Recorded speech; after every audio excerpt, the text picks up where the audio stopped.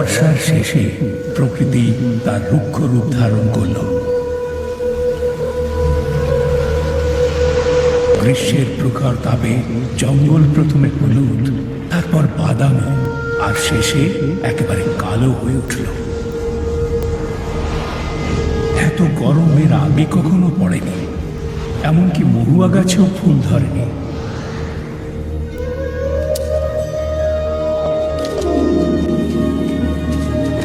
আমার পাতা টিকির মিকির চিকির চামড়া মজুদার এলো দামোদর দামোদরের হাড়ি করি দোকানে বসে চাল করে চাল করতে হলো বেলা ভাত খাইছে দুপুর বা শিলা।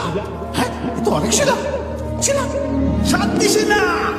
জলসন্ধির সময় হয়েছে, সবাই শোনো, এখন থেকে জলসন্ধি শুরু হবে। বহু বছর পর যখন জলের ওপর শান্তিশিলা দেখা দিল, তখন জলসন্ধি ঘোষণা করা হলো।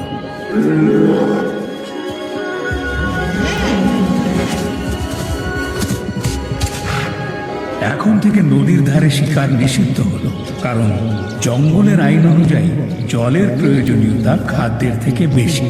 জলসন্ধির ফলে সমস্ত জন্তু জানোয়ার একসাথে শান্তিশিলার কাছে জড়ো হলো।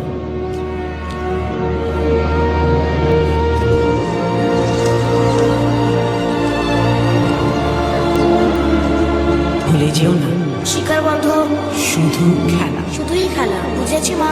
মনে রেখো, এর আগে জঙ্গলে এরা কিন্তু মানুষের বাচ্চা দেখেনি।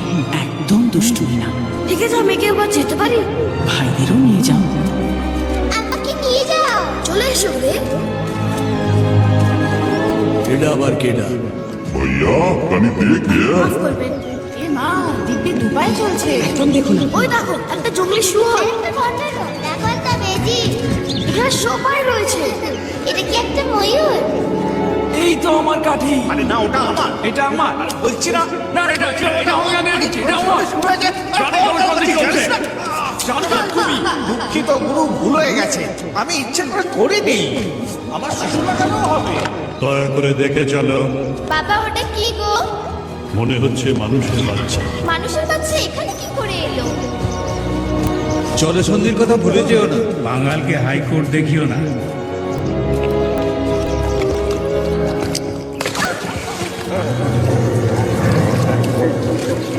এটা আবার